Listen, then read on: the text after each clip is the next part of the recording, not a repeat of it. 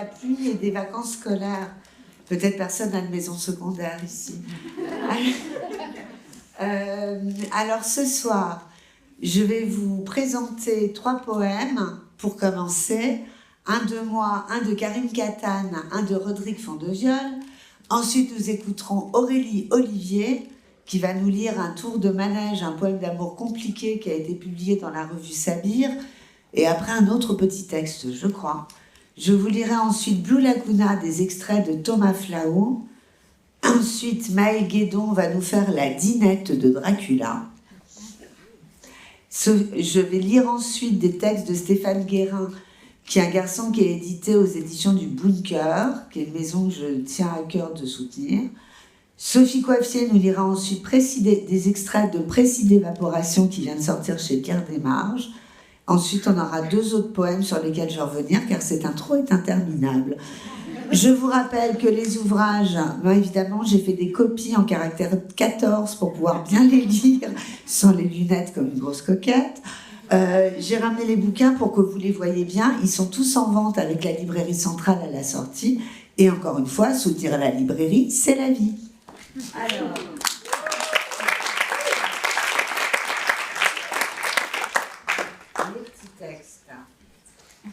Je vais commencer par un texte, moi, qui s'appelle « Enfant de plus personne », qui est dans le recueil qui sort dans le 4 ou le 5 mars au Castor Astral, et qui s'appelle « Sans oublier qu'en plus, c'est bien la fin du monde ». Alors, enfant de plus personne, nous sommes les amputés, nous nous reconnaissons, chrysanthèmes boutonnières, quelle que soit la saison. Nous sommes les mutilés, nous nous appelons légions, chrysalides évidées, en effet papillons dans les forêts d'acier, de verre et de pixels, autant que dans les ruines où fossilisent les dieux. Nos ongles sont noircis d'avoir gratté la terre, nos iris s'assombrissent au contact du sel, si acides sont nos larmes, elles font fondre nos yeux. Dans le crâne, la mémoire est un jardin d'hiver où fleurissent les synapses et les plantes carnivores.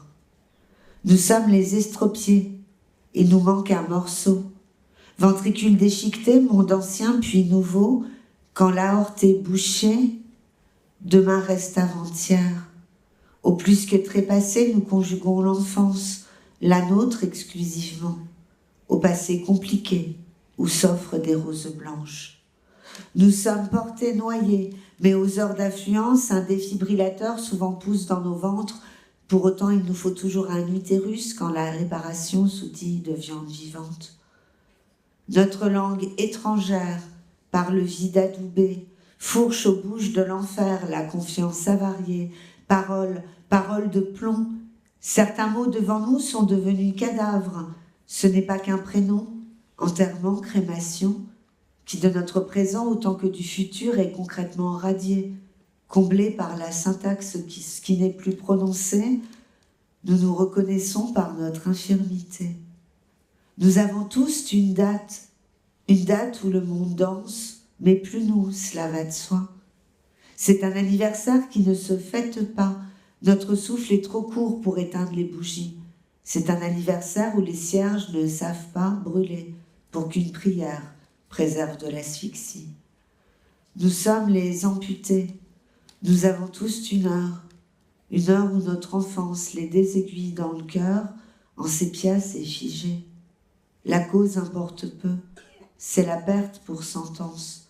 Le vertige infini qui suit l'effondrement fait encore trébucher. Notre corps s'en rappelle, notre corps s'en souvient. Le deuil poignarde l'âme, mais la poitrine aussi. La douleur est intacte alors qu'elle nous revient.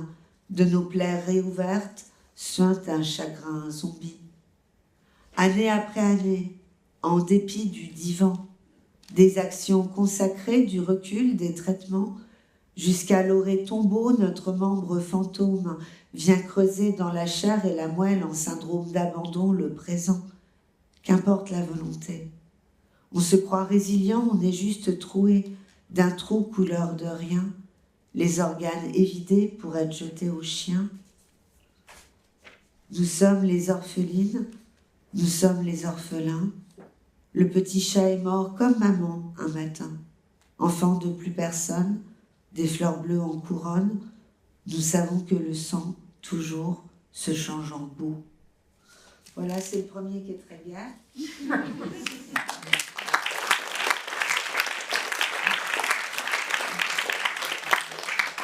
Karim Katane, c'est un extrait de Hortus Conclusus qui est sorti chez l'Extrême Contemporain. Une petite édition qu'il faut soutenir aussi. Ça s'appelle Dione et consorts.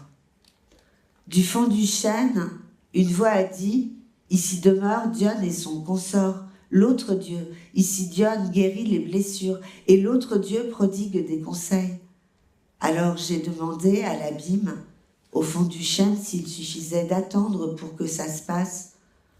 Et le feuillage de l'abîme a brûlé doucement, et les étoiles au-dessus du chêne de l'abîme ont brûlé doucement.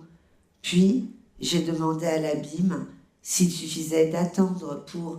Je n'étais pas sûre de la fin de la question, alors j'ai prononcé « pour » avec un point d'interrogation. Ainsi, est-ce qu'il suffit d'attendre pour... Et alors l'abîme s'est fait labyrinthe, et sa face s'est matérialisée tout au fond du chêne. Et les pigeons se sont envolés. J'ai demandé alors s'il suffisait de... Et les pigeons de l'abîme m'ont interrompu, et le silence est revenu, à Dodone, autour du chêne, et dans l'abîme, et en moi, et nous avons attendu encore, le chêne, l'abîme, Dione, l'autre Dieu et moi, et enfin j'ai demandé si... Et du fond de l'abîme, le visage de l'autre Dieu qui conseille m'a dit « oui ». C'était une réponse en effet, mais pas à ma question.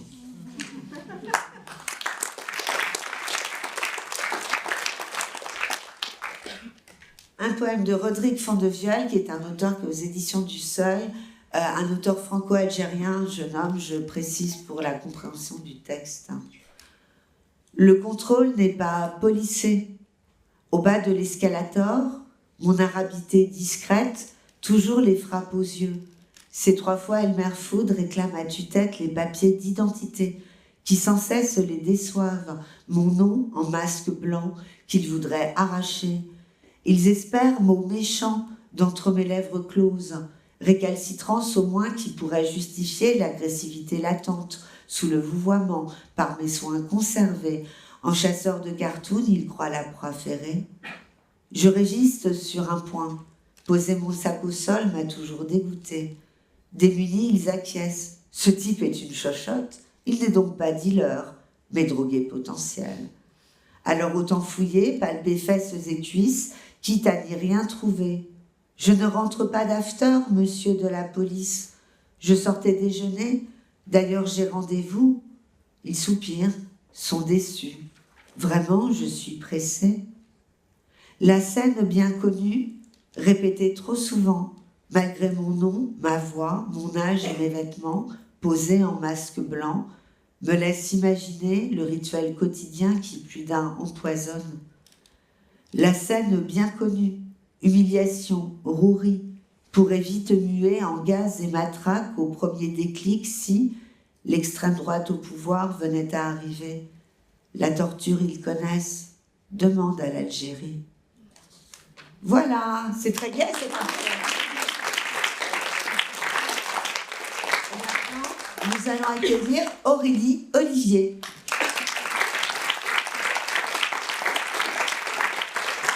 Bonsoir, merci Chloé pour l'invitation. Moi, j'ai envie de lire 2 poèmes d'amour. Le deuxième poème que je vais lire, c'est un poème utopiste sur l'amour compliqué. Et le premier poème que je vais lire, c'est un poème réaliste sur l'amour compliqué. Il s'appelle « Un tour de manège ».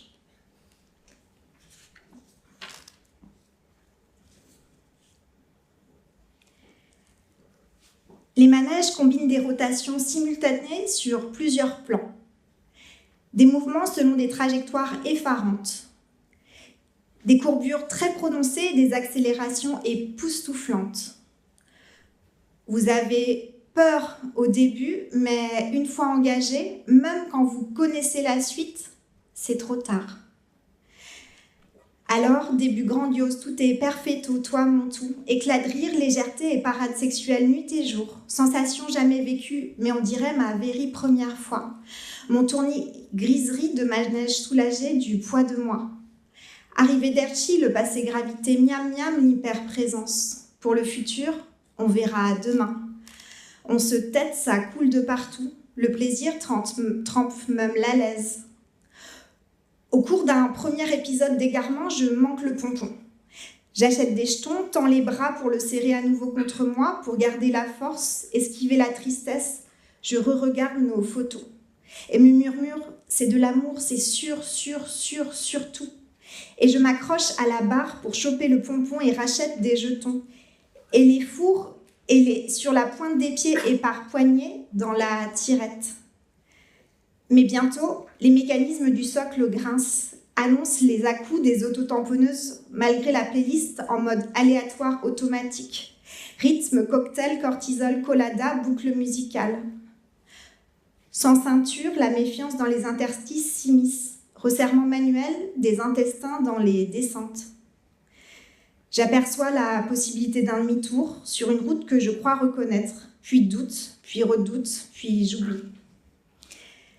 Résistante aux signes de fatigue, je pousse manuellement les chevaux à main et voix nue pour maintenir l'ambiance, entonne l'italo-disco. Ferme les yeux sur les glaces qui fondent, les fleurs qui fanent, le sucre qui colle aux yeux et liste tes circonstances atténuantes. L'alcool est dangereux pour la santé. J'entends même les chevaux hennir. Mes paupières sont tellement closes que je me cogne à mes propres parois. Faute d'antidérapant et de prise stable, je glisse désormais à quatre pattes, ballottée, écorchée entre la paralysie et la cassure.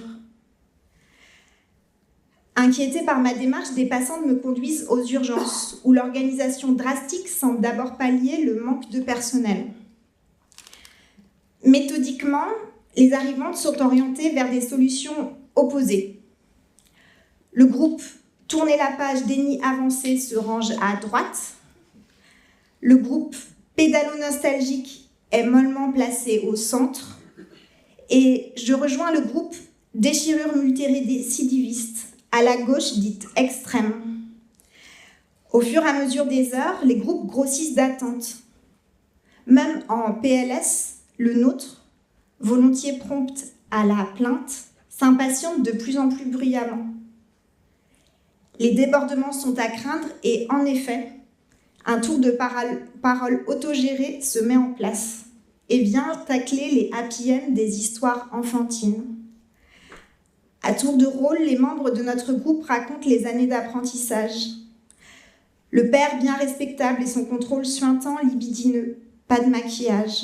La mère qui, craignant d'être répudiée, joue contre son camp. Tu ressembles à une pute. La famille et ses amis, les violeurs des cousines, des mères, des grands-mères, chut. Les jeunesses sans kit de secours, les scarifications comme seul moyen de se toucher. Et ainsi de suite, depuis la nuit des temps. L'attachement menotte qui se grime en amour. Comment transformer les infections en affection ? Pourquoi se sauver ne suffit pas à se sauver ? Comment se désembourber des manèges ?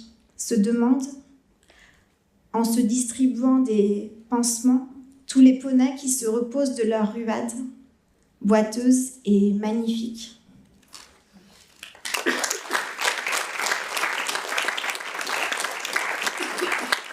Merci. Le deuxième poème s'intitule « On dirait que les méga-feux auraient allumé quelques cierges. On dirait que les inondations auraient fait apparaître les racines. On dirait que tout serait mis en œuvre pour que chacun, chacune puisse manger, boire, se reposer, s'abriter à sa faim. On dirait qu'on se serait posé des questions pas que épidermiques sur l'origine du mal. On dirait que la prise en compte des violences ordinaires dites éducatives aurait annulé la généralisation du dressage. On dirait que la mort expéditive ou lente au travail aurait donné lieu à des grèves générales. On dirait que les plaintes pour agression sexuelle auraient été prises en compte. On dirait que les masculinistes auraient pensé leurs blessures. On dirait que tous les prénoms de naissance seraient épicènes, qu'on choisirait celui de notre choix quand viendrait l'envie, de même pour notre genre. On dirait que les passeports seraient devenus des objets de collection vintage. On dirait que la sécheresse des nappes phréatiques aurait donné soif de faire autrement. On dirait que la communauté aurait été éreintée de s'exploiter et que, sans nier la complexité de l'affaire, elle se serait décidée à sortir de l'obscurité qui se prend pour de la lumière. On dirait que le point d'exclamation du panneau « Attention » aurait basculé à l'horizontale, qu'à partir de là, on aurait entendu le deuxième sens du mot « attention ». On dirait que la communauté aurait acté de sa vulnérabilité et de son interdépendance, compris que le soin était la condition de sa vitalité. On dirait que ce serait un gros boulot, mais pas du sale boulot. On dirait qu'on ne s'agripperait plus au sangle de notre oppression.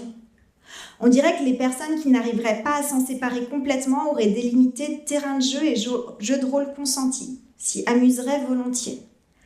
On dirait qu'à partir de là, on écouterait les histoires de toutes les voix, en particulier celles qui murmurent, crient, bégayent ou ne savent pas comment se raconter.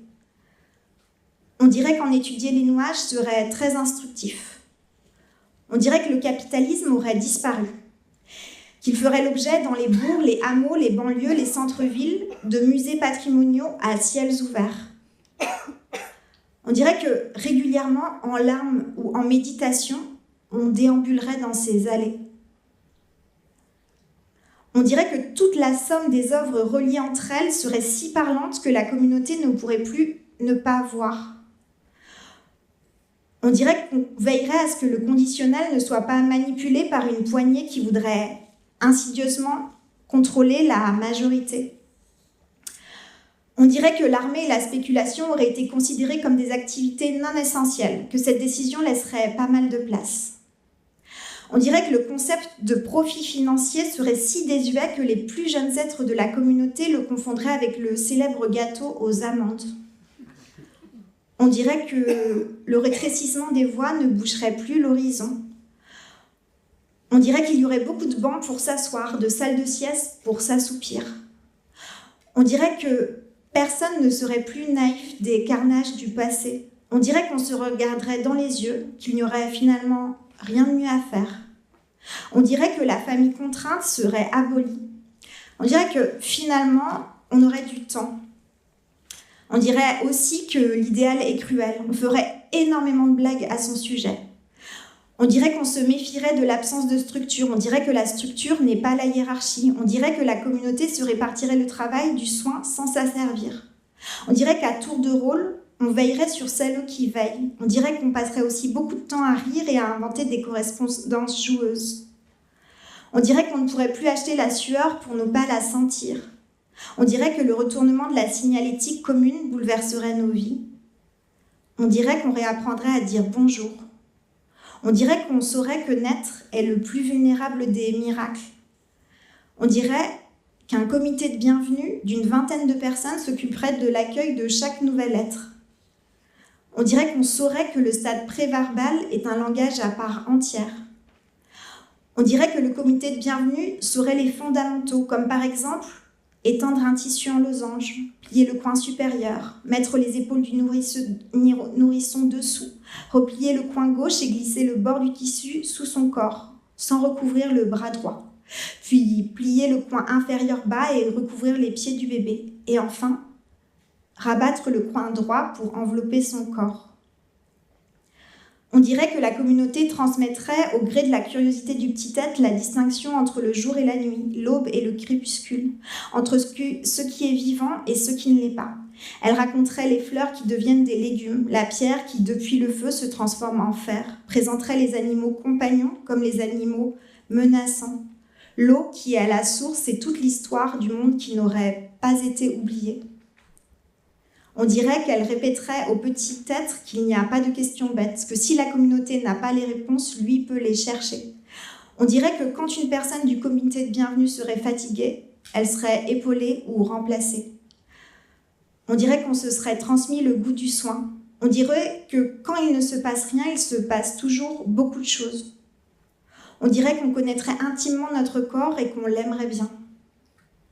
On dirait qu'on saurait qu'il est périssable et qu'on l'aimerait bien ainsi aussi. On dirait que les appartements insalubres seraient rénovés par des groupes de maçonnes pédagogues, qu'on pourrait apprendre à leur côté, puis transmettre à notre tour la science de la chaux et du ciment. On dirait qu'en revanche, on n'aurait toujours pas trouvé de remède contre les chagrins d'amour, mais qu'ils n'auraient plus aucune parenté avec les vies du passé qui s'éteignaient en sourdine. On dirait qu'on traverserait chacun d'eux accompagné d'un comité de tendresse spécialisé dans la confection de mouchoirs d'endorphine et de conseils pour l'autocaressage. On dirait qu'on saurait que la maladie fait partie de l'existence, qu'elle n'est pas l'exception. On dirait qu'on n'aurait plus peur d'aller à l'hôpital. On dirait que tout le monde pourrait voyager à sa guise, mais que par exemple l'usage de l'expression « faire le Vietnam » déclencherait aussitôt des acouphènes stridents, assurant le rafraîchissement de la mémoire relative au massacre de la colonisation.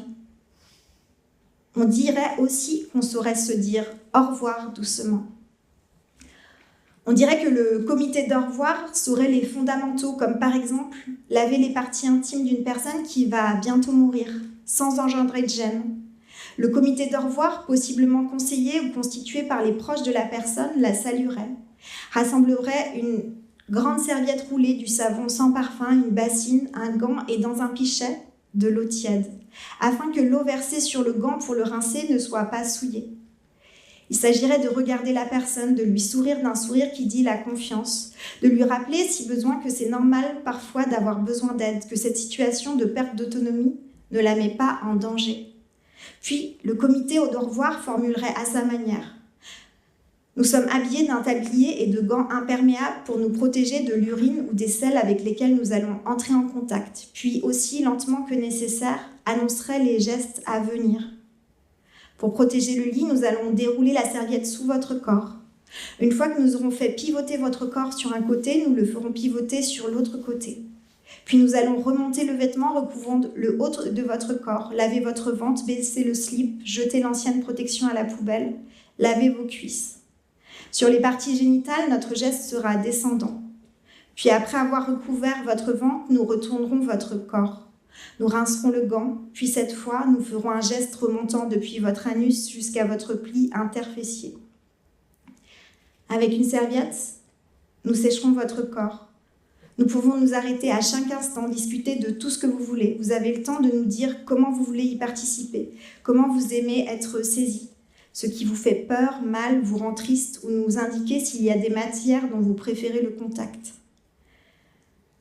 Quand la situation réveillerait de l'agressivité ou des résistances qui s'étaient parfois transmises de siècle en siècle, que l'agentivité de la personne alitée ne serait plus mobilisable, alors le comité d'au revoir prendrait le temps nécessaire pour faire de la place aux plaintes jusqu'à ce qu'elles s'assouplissent, puis irait de son côté faire quelques brasses, se dégourdir les épaules, se reposer et enfin revisiter la salle du musée du capitalisme dédiée au modèle économique des EHPAD en France dans les années 2020. On dirait beaucoup et ça ferait du bien. On dirait que dire est le commencement de faire. On dirait qu'on saurait que le mot rêver vient de l'ancien français errer. On dirait que ce texte s'inspire de nombreux autres débuts. On dirait que son autrice ne céderait pas à la tentation d'une fin ironique. On dirait même qu'on y croirait.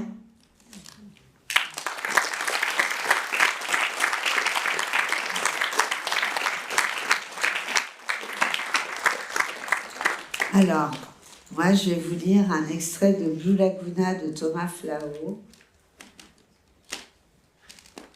Alors, le livre est là. Il est très très joli. Il est en vente à la librairie. Alors, Orphée, il composait ses poèmes pour les rivières, pour les chiens, pour les montagnes, pour les fantômes.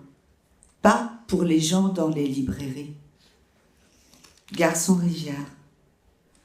En février 1990, à Montbéliard, la rivière Allan est entrée en crue.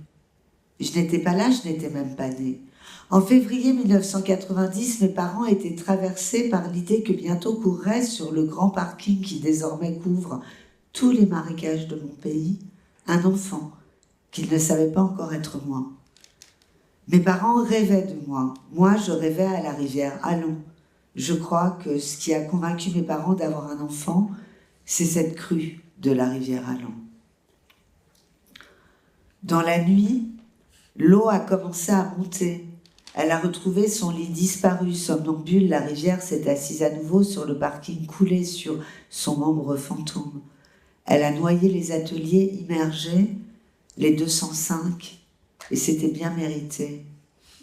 Quelques années avant la crue de la rivière Allan, Peugeot avait déplacé son cours pour y mettre des 205.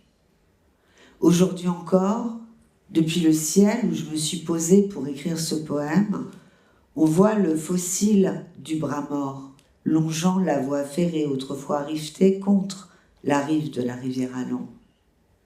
En février 1990, la rivière Allan s'est vengée de l'usine qui l'avait mutilée.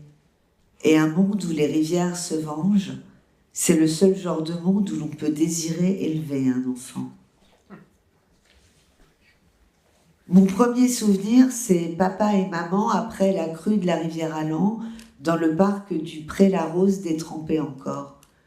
Maman est enceinte de moi. J'ai ce souvenir tremblant comme le grain sursautant sur la vidéo, caméra Sony à papa. Parasite magnétique, souvenir fabriqué. Mais c'est bien ça mon premier souvenir. Papa et maman qui, dans l'eau pas encore bue de la crue de la rivière Allan, marchent ensemble, se filment amoureux, mettent en scène mon existence future. Quand je pense aux peines de mes parents, à leur amour comme un vent toujours dans mon dos, je ne pleure jamais. Je suis comme mon père et le sien avant lui, mais j'ai parfois la sensation d'avoir derrière l'œil droit une larme qui tourbillonne. Je crois que c'est l'eau qui coulait dans le bras mort de la rivière Allan, un fantôme de rivière blotti derrière mon œil. Dans la famille, nous avons tous un peu de la rivière Allan caché quelque part en nous, dans l'attente d'une crue future qui fera de nous une unique et nouvelle rivière. Quand je pense à mon enfance, je vois de l'eau entourée par la nuit. On est fait de 60% d'eau. Le reste, c'est de la nuit. Ma mère a fait la guerre. Elle était une enfant tournoyant dans le quadrillage des pavillons paternalistes. Ma mère a fait la guerre, elle était armée d'un bâton de twirling, d'un chapeau de hussard et d'un uniforme bleu ciel. Ma mère faisait tournoyer son bâton de twirling dans l'air sciant du polaroïd ouvrier de son enfance. Ma mère était le rond unique dans un monde carré. Ma mère a fait la guerre pour conquérir une mare, peu avant que l'État ne l'assèche, ne l'écrase sous le béton de la ZUP.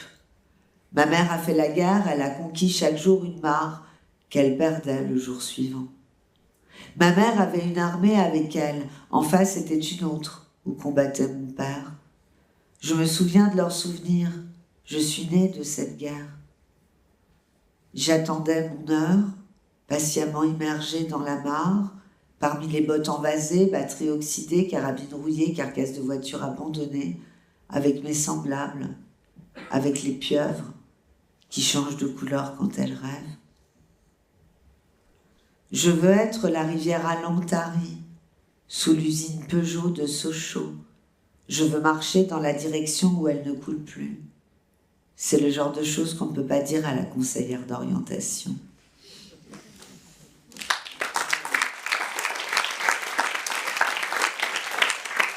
Et maintenant, nous allons écouter Maëlle Guédon. Maëlle Guédon qui a sorti Mon plan chez Corti, qui est disponible sur la table des librairies, et qui va nous faire la dînette de Dracula.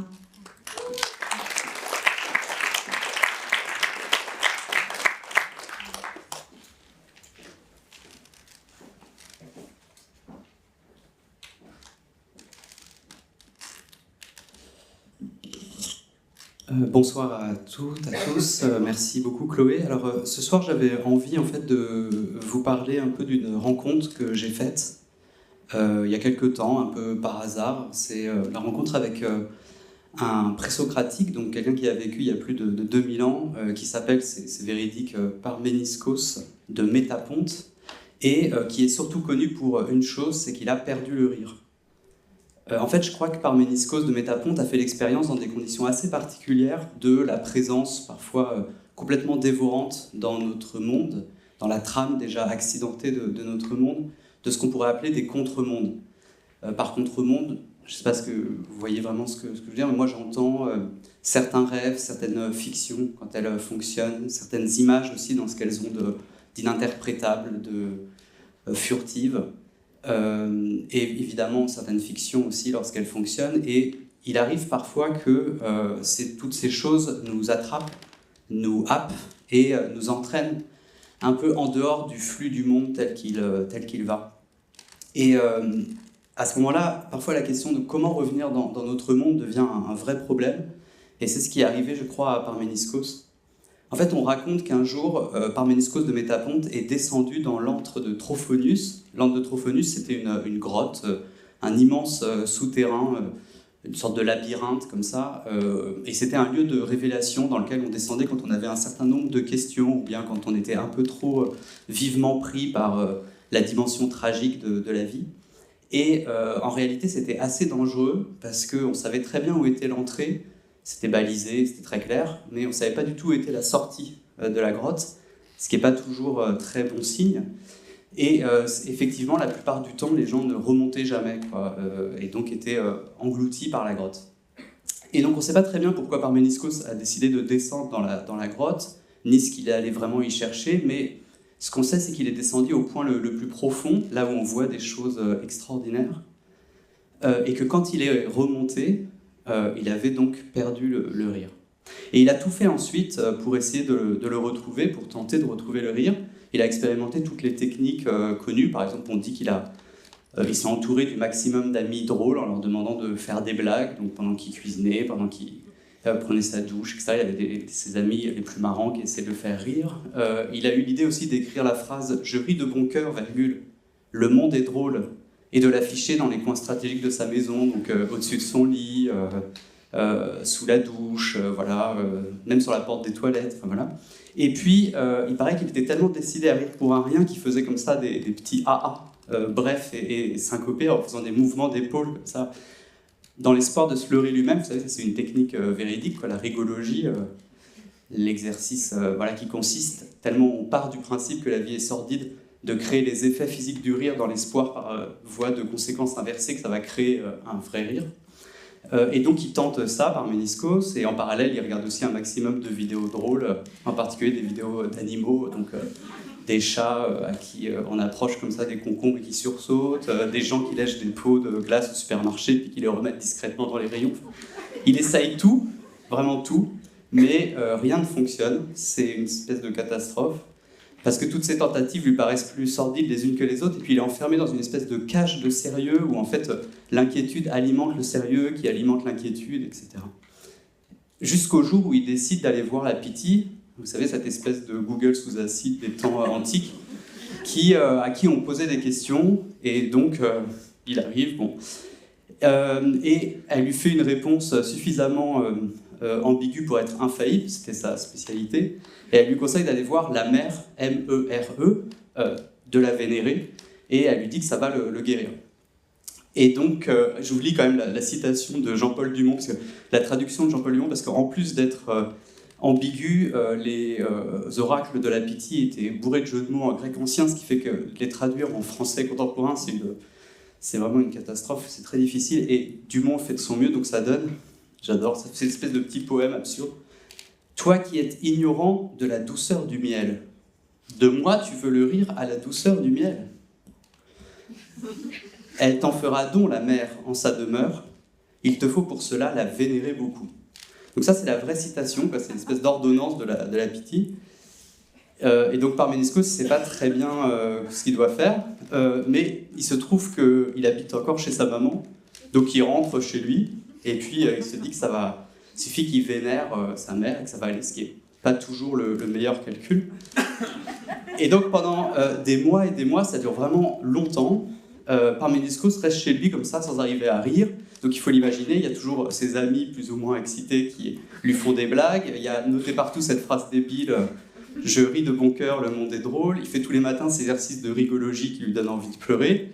Et maintenant, surtout, il épie en permanence le moindre geste de sa mère, en espérant que ça le fasse rire, mais en fait ça l'énerve complètement. Déjà parce que c'est sa mère, et puis en plus parce que c'était quelqu'un de vraiment pas marrant, quoi. Et donc il s'enferme un peu dans cette situation comme ça, en maudissant la pitié. Et puis un jour il n'en peut plus, il décide d'aller faire un petit tour pour se changer les idées, et d'aller le plus loin possible de sa mère, quoi. Et donc il va sur l'île de Létos, où il y a... le temple de Léto, qui est connu pour héberger une statue incroyable de la mère d'Apollon. Et donc il fait un peu de tourisme comme ça, donc il va dans le temple, et au moment où il est devant la statue, à la place de la dite statue, il voit, je cite, qu'un morceau de bois sans forme. Et là c'est une espèce de déclic, en fait, ça le surprend tellement, l'espèce d'effet de ce morceau de bois sans forme, alors qu'il s'attendait à voir la mère du dieu de la beauté.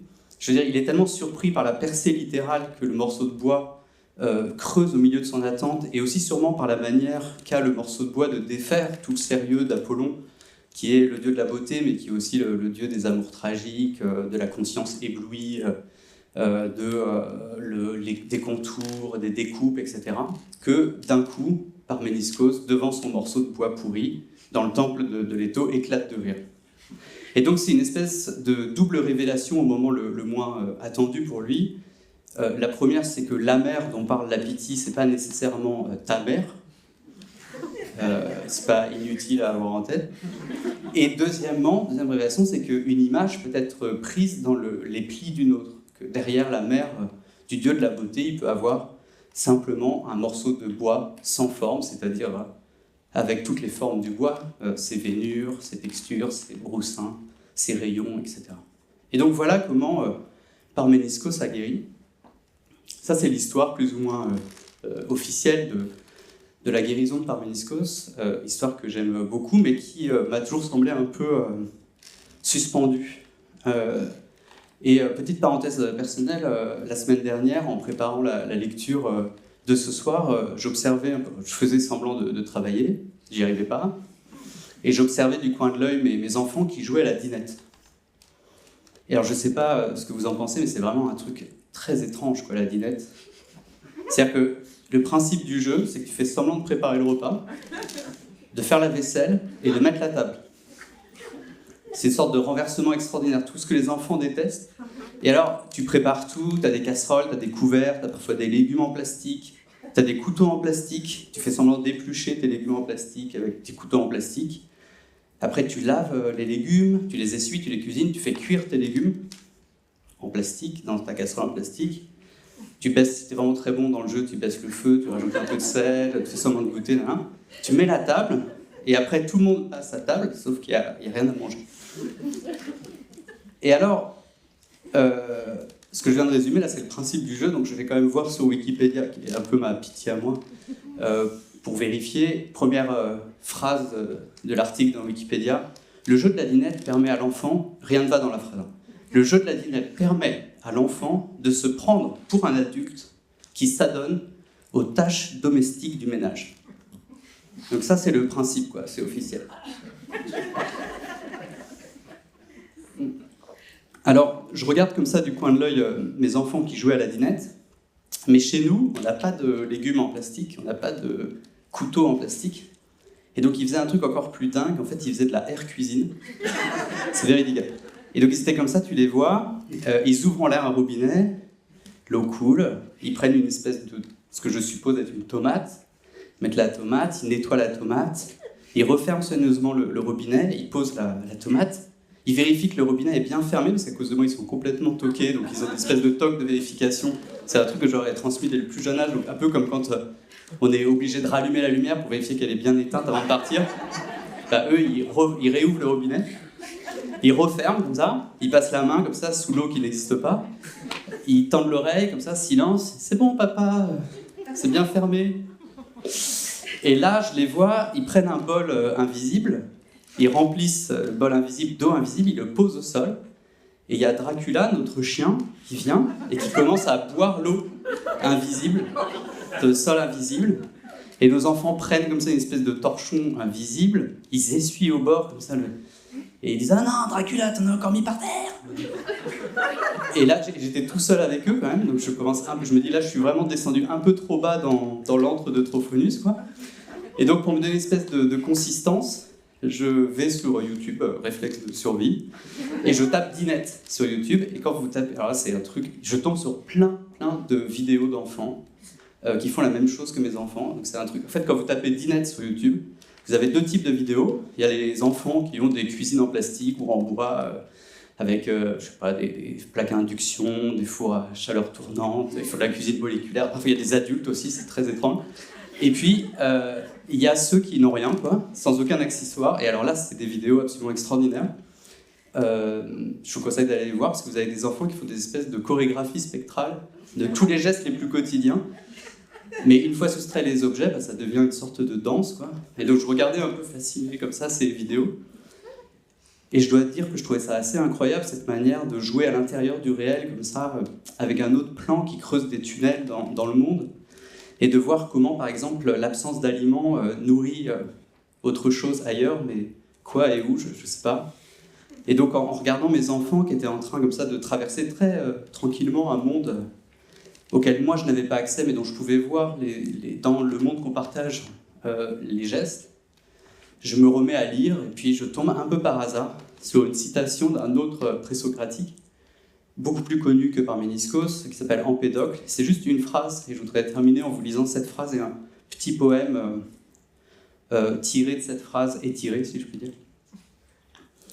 Et j'ai eu l'impression, en lisant cette phrase, que je comprenais quelque chose de ce qui arrivait à Parméniskos, mais aussi ce qu'on faisait quand on faisait de la cuisine sans aliments, ni couverts, ni assiettes. Donc Empédocle dit « Le monde est un, mais le monde n'est pas le tout. Il est seulement une petite partie du tout, le reste constituant la matière paresseuse. Si tu prends toutes les matières du monde, ce qui reste est la plus grande partie du tout dans lequel le monde flotte. Monde est le mot qui tient toutes les matières non paresseuses. Tu prends toutes les matières du monde et c'est juste une île minuscule, une petite partie du tout. Tu peux faire le tour de l'île, tu peux t'asseoir sur le sable. C'est une petite partie, mais l'île est infinie. Et dès que tu t'approches des bords de l'île, tu te sens aspiré par ses limites. Si tu regardes à l'horizon, tu vois le reste du tout dont l'île est une petite partie. Et le sable glisse entre tes doigts, à sa manière zélée de sable du monde. Et en glissant, il accompagne sur l'île le mouvement de dérobade qui forme le reste du tout en dehors de notre monde. Le sable glisse et quelques grains restent collés à notre peau. Un train passe à côté de la plage. Le train est éclairé de l'intérieur, mais ses rideaux sont fermés. Tous les rideaux du train sont tirés de manière à ce qu'il soit impossible de savoir ce qui se passe à l'intérieur du train. On devine que le train est habité. Le train passe aussi lentement qu'il est possible de passer et les sons du train, tous les bruits qu'un train fait lorsqu'il passe à une vitesse normale, viennent jusqu'à la plage.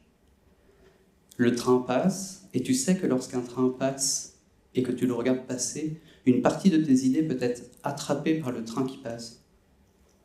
Si tu ne fais pas attention, le train peut emmener avec lui toutes tes idées, et alors ton corps reste sur la plage, tu deviens un fantôme, et le train reprend sa vitesse normale. Il y a l'idée que la matière paresseuse se répand dans le monde. Il y a le train qui passe près de nous. Le sable glisse vite, le sable glisse lentement, calmement. Et le temps de se rappeler que le sable est passé, on peut croire que passer est la manière dont il se fixe en nous. On dirait, le sable glisse sur la lenteur, il fait chaud. Le train passe dans la somme des bruits qui arrivent au bord de l'île.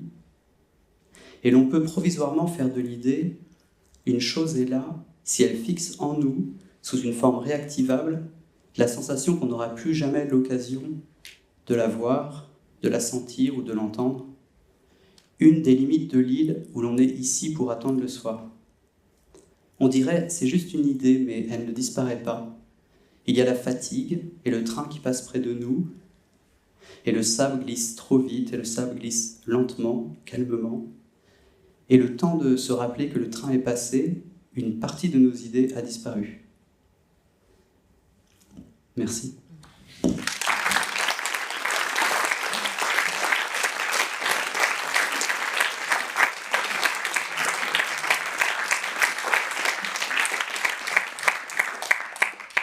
Alors, moi je vais vous lire Pour mémoire de Stéphane Guérin, le début, qui est donc aux éditions du Bouquin. Ça devient lourd en truc de librairie, hein, je suis consciente. Mais bon, alors, l'homme, il a dit à peut-être la femme, peut-être celle qui n'est pas là, la femme bien sûr, l'autre assise là devant lui, l'homme, je dis, ton silence assourdissant prend toute la place en moi. Dans Paris, partout où je vais, il y a ce silence qui remplit tout. Impossibilité de faire autre chose que d'attendre, de t'attendre. Combien de temps, un jour, 10 jours, un mois, un an, il dit ça. Il y a au-dessus du silence un autre silence, celui de nos deux vies qui se perdent, qui échappent au temps. Je dis, en dehors de l'espace-temps, un monde parallèle, où les silences se rejoignent, d'autres silences, de glace, de grâce. Je ne peux rien faire. Ton silence est là, partout. Ici, en moi, sur le papier que je froisse au bout de mes doigts, dans ma gorge, au bout de ma cigarette allumée, tu es partout, avec l'autre, avec les autres, avec ceux qui ne me servent à rien, qui nous séparent sans le savoir. Imbécile heureux, heureux, imbécile. Il dit n'être que pour toi, le fil qui ne relie rien, qui se balance, que tu n'attrapes pas, que tu ne vois pas. Je dis être sourd par le silence vaut mieux qu'être aveuglé par son ombre. Il ne dit plus rien. Je n'ai rien dit. L'homme, un autre jour, peut-être l'autre jour, en face de la femme, il dit qu'il la cherche partout. Chaque femme est une autre femme, jamais la même, toujours elle. Je dis rechercher le même vertige, le tout premier, le jour où il l'a aperçue, vue tout entière. Il l'appelle par son prénom, le prénom de la femme, il dit qu'il reconnaît ce parfum. Longtemps il l'a senti sur d'autres femmes, jamais le même. Chaque fois il reconnaît le parfum. Il croit se souvenir, c'est l'odeur de sa peau, tenace, persistante, indélébile, mais son sang dessus, dessous. Respirer cette odeur, c'était ça. Elle le prend par la taille, passe de l'autre côté de lui, change de trottoir, de place, elle pose sa main sur son épaule, passe de l'autre côté, je dis que lui, l'homme, il ne veut pas qu'on le touche en pleine rue comme ça, au nez des passants, ivre sans doute de ce que ça aurait pu. Il aurait ainsi saisi sa main à elle, la main de la femme. Il n'aurait pas gardé dans la sienne, ça l'aurait sans doute gêné, la femme. Et juste ce frôlement, un peu plus haut que son épaule, à la naissance du cou, ça le dérange. Elle recommence, il la voit recommencer. Changer de place et refaire ce geste. L'autre main touche l'épaule, un peu plus haut que l'épaule, repasse de l'autre côté. Juste avant de lui dire, la femme, à lui, juste avant, il demande « Pourquoi tu as voulu me revoir ?» Elle baisse les yeux puis se tait, je dis « Elle a quelqu'un dans sa vie, depuis 4 mois. » Il écrase sa cigarette, il ne dit plus rien. L'homme avait rendez-vous, il avait un rendez-vous avec la femme aimée à 13h, elle avait dit 13h comme elle aurait pu dire midi, 2h, 5h, minuit. Il est venu, l'homme est venu. Jeudi, il se voit dans les miroirs des pharmacies, au métro, devant la station de métro. Elle avait dit 13h comme elle aurait pu dire minuit. 10 minutes avant, il était là à l'attendre, n'attendre qu'elle, il n'a jamais attendu qu'elle. Elle arrive à l'heure dite, dans sa robe noire, il la voit, elle dit bonjour. Sur le chemin, elle passe son bras autour de son épaule, change de place, elle fait ça, passe son bras autour de son épaule, l'épaule de l'homme, je dis, il sent son sang monter en lui, jambes molles, mains qui tremblent, il déjeune, mots dérisoires, ensemble, elle n'a pas changé. La femme aimée ne change pas, jamais, elle reste la même. Il dit, tu n'as pas changé, et puis encore. Il aimerait baiser ses mains, les serrer contre lui, les avoir en lui, peut-être sentir ses lèvres, cette bouche aimée, désirée. Je dis, lèvres inférieures, fines, si fines, papier buvard, posé sur la table, empreinte de ses lèvres à lui, ce papier bavard, baiser ce papier, sentir en lui le goût du papier, rechercher rouge et rose. La femme dit, je suis heureuse de te revoir. L'homme dit, je t'ai cherché partout, dans chaque femme. Je t'ai cherché, je t'ai attendu. Et tes amours? Il dit ça, l'homme. Et tes amours, il dit ça. Il pense à ce papier buvard. Et tes amours stupides, 3 mots mis côte à côte, bouche à bouche, 3 mots bouche à bouche. La femme en face de lui, en face de l'homme, dit « Il y a quelqu'un dans ma vie. Maintenant, il y a quelqu'un dans ma vie. Depuis 4 mois, il dit 4 mois, c'est court. Je dis papier buvard dans l'homme, son regard est buvard, il baisse les yeux, elle ne dit rien. L'homme, lui, l'homme et elle, la femme, elle, se sont revus. Il voit les flammes, le feu, le brasier, l'incendie. Il la voit allumer une cigarette dans la cuisine, il voit la cuisine, il entend dire la pièce familiale, il voit la famille, il voit la cigarette allumée, la sienne dans sa main, au bout de ses lèvres, sa cigarette, il voit l'incendie. Si vous voulez la suite, il faut acheter le livre.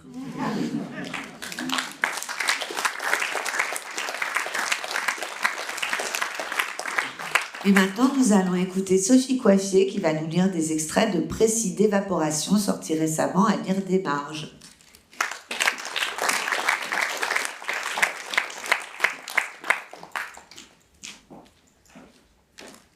Bonsoir.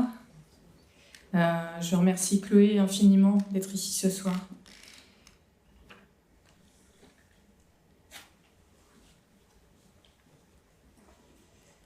Précis d'évaporation, premier mouvement. Au XVIIe siècle, le sens du verbe évaporer avait trait à l'émotion.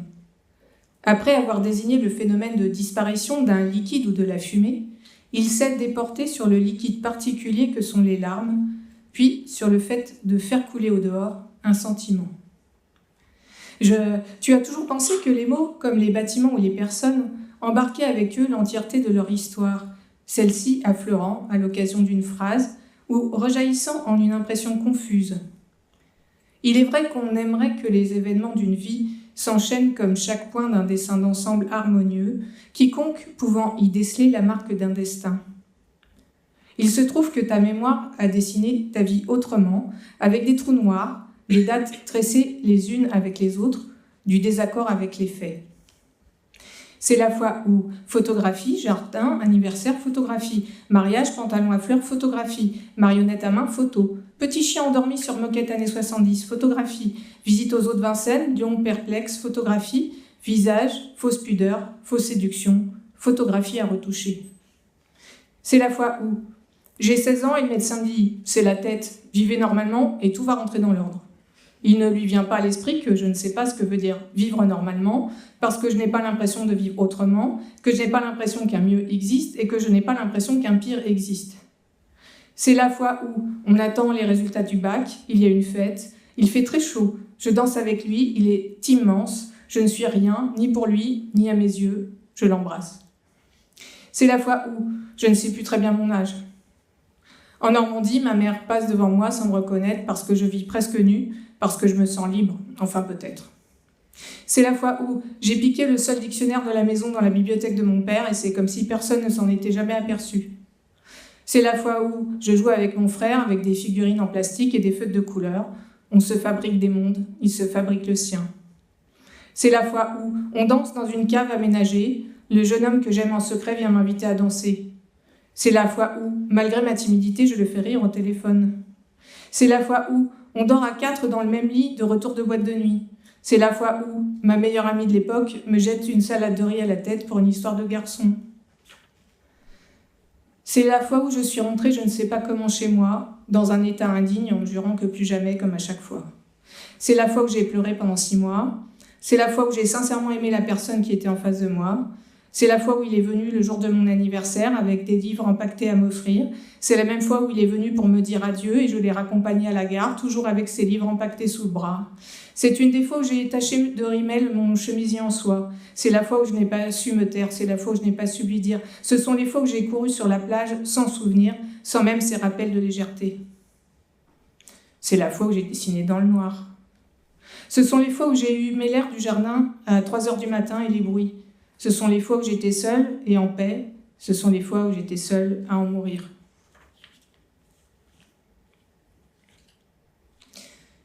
C'est le matin d'un jour. C'est le matin d'un jour, on ne sait même plus lequel. C'est le matin d'un jour, au soir de sa vie, sans avoir pu compter tous les matins précédents un par un. C'est le matin d'un jour qui semble tour à tour neuf et fatigué. Fatiguée de recommencer encore et encore tous les matins du monde, voile de tristesse, nuée rose dans un ciel pâle. Compter les matins l'un après l'autre, saisie par l'expérience de chaque jour, chaque ciel, chaque rencontre, chaque heure. On s'humidifie les lèvres pour mieux savoir parler des heures d'hier et d'avant-hier et des jours précédents. On invente de plus en plus vite des mots pour en parler, au plus près. Oui, c'est ça, une heure verte, un tantinet acide, mais avec beaucoup de... et de... On siffle un air de ne pas y toucher. On n'y peut rien, croit-on, et pourtant, ces temps derniers, le temps s'est accéléré. Il a mis le turbo, tandis que nous, on est sur pause. Des rues vides, des heures pleines de doutes, pleines de notre passage, sans qu'il n'en reste rien. Enfin presque. Attendez que je vous raconte. Une perspective. Quelque part en Normandie, dans certaines perspectives de cette côte de la Manche, la voiture de ma mère nous amenant mon frère et moi, mais souvent moi seule, dans la maison des grands-parents de 4 pièces avec garage et salle de jeu, à peine sortie d'une série de virages en lacets qui distribuaient généreusement à gauche et à droite tantôt des champs ponctués de bosquets, tantôt des maisons en pierre blonde ou des pavillons années 50 suite au bombardement de 1944, lorsque celle-ci débouchait après un léger surplomb sur une perspective à couper le souffle, je pense que personne dans l'habitacle n'avait conscience que cette vue-là me tirait des larmes qu'on attribuait sans doute au filet d'air qui rentrait par la vitre largement ouverte. En réalité, telle une merveilleuse peinture, le terrain à pommiers à gauche, agrémenté de petits moutons, donnant sur la Grande Bleue, ponctuée des restes de la guerre et de moutons plus francs, m'arrivait en pleine face, comme si une lumière divine me tapait sur l'épaule et m'enlevait d'un seul coup le poids sur la poitrine. L'extraordinaire de la chose, c'est que quel que fût le temps, la mer grise, verte ou bleue, enveloppée d'un froid encore présent ou bien battue par un vent violent ou écrasée de soleil, la perspective activée par le léger rebond de la voiture, arrivée en haut de pente et s'engageant dans la descente, me faisait toujours le même effet, mon cœur se gonflant déjà, quand bien même on n'observait rien encore, à peine le dernier virage franchi, la maison moche surplombant le coin, puis la cour de ferme avant le carrefour. Plus tard, tandis que déjà le merveilleux s'estompait pour laisser la place à une lucidité latente, c'est plus près de l'océan que je trouvais ce bonheur, celui d'appartenir à quelque chose de plus grand, tandis qu'allongé sur le muret de la digue, indifférente aux passants, je plongeais à même les nuages qui défilaient à toute allure, se gorgeant de couleurs, de soleil ou de pluie. Quand je reviens sur mes traces, je ne reconnais pas complètement le pays que j'ai fabriqué au cœur. D'abord parce que meurent petit à petit les traits de côte, grignotés par la montée des eaux. Aussi les cabines de plage, qui, au fur et à mesure, sont rongées par le sel et le manque d'entretien. Et plus souvent qu'alors, inondées aux grandes marées, sans que les rares joncs de mer et autres herbacées puissent en bloquer l'érosion. Elles ont capitulé, laissant la grève nue, sans barrière aucune. Il est vrai que les cabanes blanchies, repeintes avec dévotion à chaque début de saison, relevaient de l'époque où certaines familles y laissaient les souvenirs des enfants. Filets à crevettes, moules en plastique, pelles et râteaux, et moi adolescent, tandis que d'autres vacanciers de passage, tous les étés, trimballaient leurs accessoires de plage sortis des coffres des autos ou rapportaient chaque jour que Dieu fit du camping à proximité. On retrouvait toujours au milieu des algues ces coques colorées, fausses carapaces de crabes, de bateaux ou d'étoiles, échouées en même temps que les souvenirs d'enfance, qui laisseraient plus tard des boules au ventre, des adultes devenus et des oiseaux de mer. Au pied du mur. J'entends un son monter depuis mon enceinte mentale, comme un battement sourd. Il me fait penser au tapétoc de la balle de tennis, rebondissant sur le mur extérieur de la maison, balle que je faisais d'abord ricocher sur le sol, avant qu'elle tape le crépi, puis qu'elle atterrisse à nouveau dans mes mains.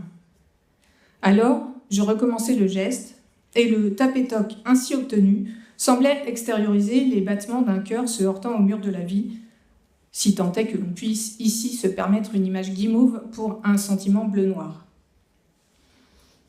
Un jour, plus triste que les autres, tu auras essayé de marquer une certaine continuité en faisant rebondir la balle sur le mur.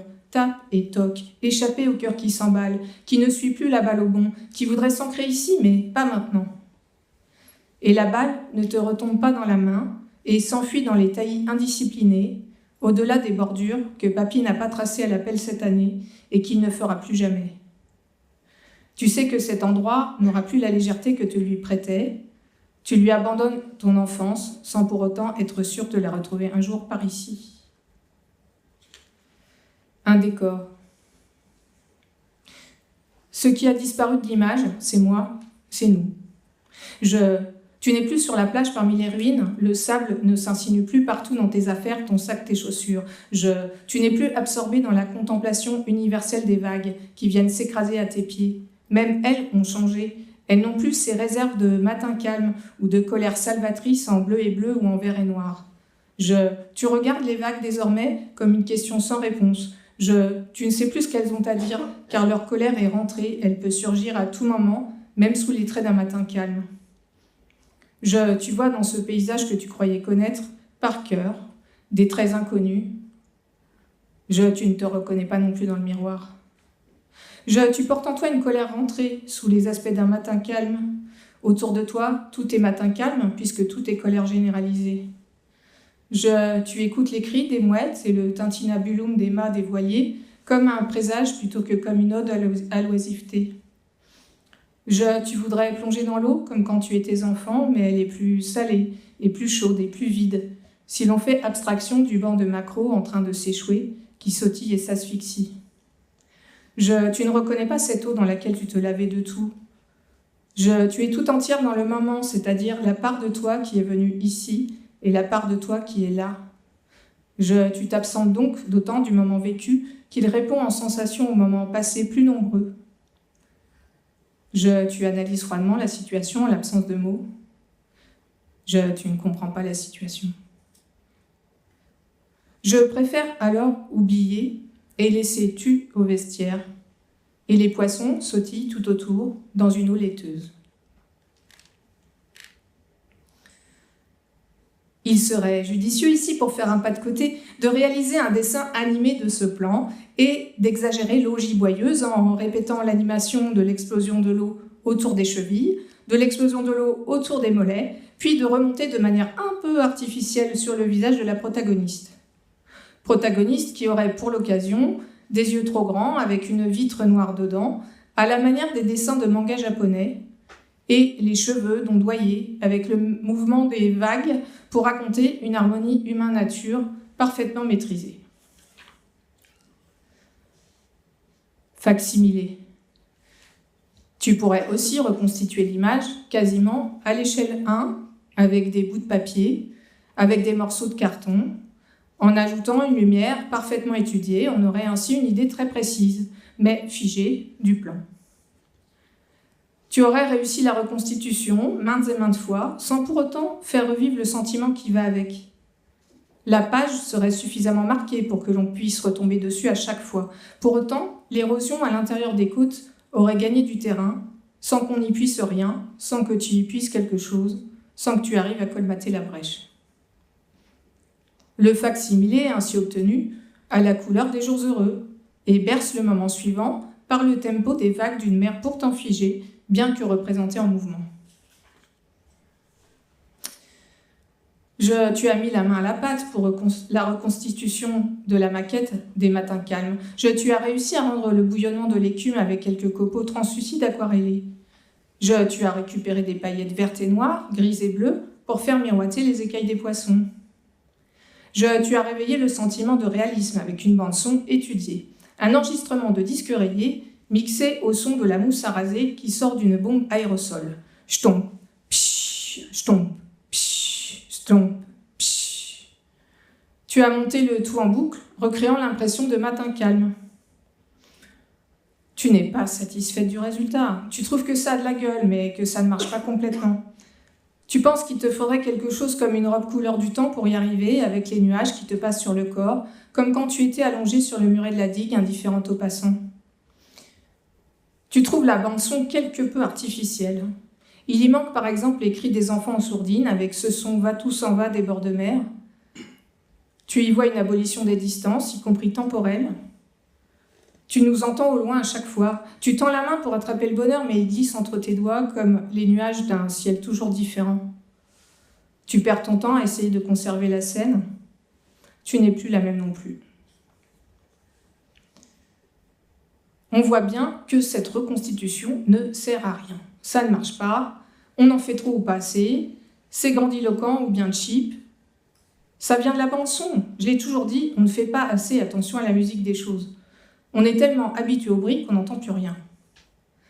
Bon, du côté des couleurs, ça n'est pas terrible non plus. Comment retrouver cette opalescence du vert, quelque chose de mobile tout le temps avec de la pâte? Je ne parle même pas du crépon. A-t-on jamais réussi à faire quelque chose d'honnête avec du crépon? Je n'ai jamais compris cette matière, même pour imiter un coquelicot. En vérité, tu pourras t'exprimer autant que tu veux sur le plan de montage. Tu n'arriveras pas à tes fins. La vérité, c'est que tu ne cherches pas vraiment à reconstituer le décor. Ce que tu veux retrouver, c'est la sensation qui va avec. Et ça, c'est impossible. Merci.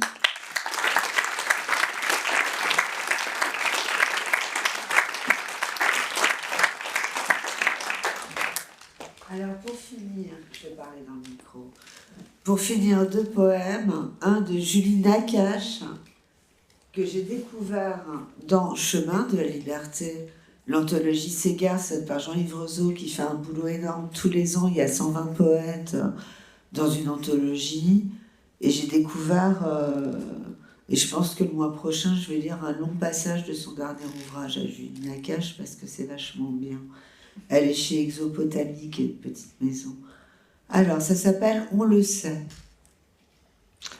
On a écorché les mensonges, tendu leurs peaux séchées, leurs plis pour en faire des tambours, des journaux, par-delà les faux-semblants, par-delà le mentir vrai, des vivants et des livres. On a écouté gémir les nuits, les os de nos morts pulvérisés, leurs non-dits et les murs s'ériger en frontières. Le monde tait ce qu'il faudrait dire. La franchise menace et ferme les bouches, retourne les langues, cette fois avant d'eux. N'aie pas peur. Ne crains ni le bruit ni les grondements sourds de la voix de la rumeur et choisis ton instrument. Fais rouler les cymbales. La vérité, on le sait, est un silence. Des voix crient dans un désert liberté. L'obéissance, écrit Pasolini, exige trop de larmes. Les voix descendent des camions, racontent la route, les cris, les coups pleurent. Tout prend toujours fin. Libéré. Sur le sable, nos ténèbres côtoient nos éblouissements. C'est une oasis où les chacals se retirent, où les animaux s'abreuvent, où nous sommes faits de ce qu'il fut, de ce que nous avons été, sans jamais pouvoir l'être à nouveau. Les voix vont, avancent et viennent, résonnent dans les dunes, gémissent et chantent. Libres. La griffe du lion s'épanouit après les pluies. La vérité chauffe et ne refroidit pas. Lorsqu'on soulève la bâche des camions, les corps sont froids, les langues mortes. Les déserts, on le sait, fleurissent une fois tous les 7 ans. Ils ont lâché les mensonges comme des chiens, emprunté à Ethel Adnan les chemins de l'outre-tombe, balayé les nuits, donné vie aux ombres, arraché un champ, un espace, un ciel où respirer, penser au soulèvement des esclaves, au fracas des chaînes. Ils ont lâché les mensonges. Marcher à l'air libre sur les grandes routes de l'aube, changer de chaussures pour aller là où personne n'a mis les pieds dans le jour presque levé. Les gouttes, les jeter en pluie sur la terre, les mensonges comme des chiens. Alors on se déchausse, on court se baigner dans les flaques et on tend l'oreille pour écouter les aboiements des bêtes. La meute, on le sait, ne rugit pas pour protéger le troupeau. Et le dernier, merci pour elle, le dernier qui s'appelle « La DAS ne répond plus ». Ah bah on fait gai au début à la fin, voilà. Et au milieu, cette fois-ci, on a bien rigolé. Alors, Elles accouchent sur une tombe, que voulez-vous? Avec ou sans douleur pour combler la crevasse. Ce sera toujours la nuit à partir de maintenant. La lune se tait pendant la chasse. Les horloges avalent leurs aiguilles, les cris des oiseaux se fendillent, les yeux des dieux sont en plastique, les anges rayés du générique. Je ne suis qu'une crevasse, le voyez-vous? Avec ou sans mes sœurs, mes gouffres sont sans fond. Des crachats de charbon flottent dans mon sang. J'attends qu'apparaisse le dragon. Sur les murs de la ville, la pluie lentement défait ces milliers de promesses toutes écrites à la craie. L'extinction me sauve de moi-même. C'est comestible, le saviez-vous, les chrysanthèmes? Seul en moi une voix pleure, l'entendez-vous? Ces sanglots, c'est du verre pilé contre mes os. Elle s'est cachée au creux du cœur, ça le rend gros, l'abandon en miroir des visages à terreur. Ses poupées perdent leurs cheveux, et sa jolie robe a pris feu. La petite fille qui est en moi est une tumeur, la supprimer ferait mon bonheur, je dois tuer l'enfant intérieur. Je me couche dans ma tombe, que voulez-vous? C'est là mon lieu refuge avec ou sans hypnose. Ce sera toujours la nuit à partir de maintenant. Je sais qu'aucune parole ne sauve. Je n'ai qu'une solution pour que mon chagrin meure. Je dois tuer mon enfant intérieur. Je n'aurai que mon sang sur les mains quand m'engloutira le matin. Je sourirai sur la photo quand viendront les services sociaux. Être la Médée de soi-même mérite qu'on soigne la mise en scène. J'applique un filtre sur le selfie, derrière moi la gisante sourit. Trouver le hashtag adapté sur les réseaux en soft movie, partager. Tout le monde a envie de faire cesser les cris, les cris, les cris, les cris. Parce que quelle que soit son enfance, c'est elle qui réclame et exige réparation, réparation, réparation. C'est elle qui dans nos plaies nous fige. Négligence, maltraitance, violence, rejet, rejet et abandon. Fermez les yeux, je suis une tombe. Secrètement, demandez-vous, si vous pouviez en cet instant à jamais faire taire cet enfant, fenêtre ouverte, corde, arsenic, couteau à huître ou électrique, imaginez tous les changements, estime de soi, comportement, imaginez en vous pas de vide, aucun tonneau des Danaïdes. Vous voilà soudain héroïque, un modèle de puissance psychique. Votre histoire prend de la valeur quand vous tuez l'enfant intérieur. Votre parcours devient un mythe qui peut intéresser Netflix. Je vous remercie.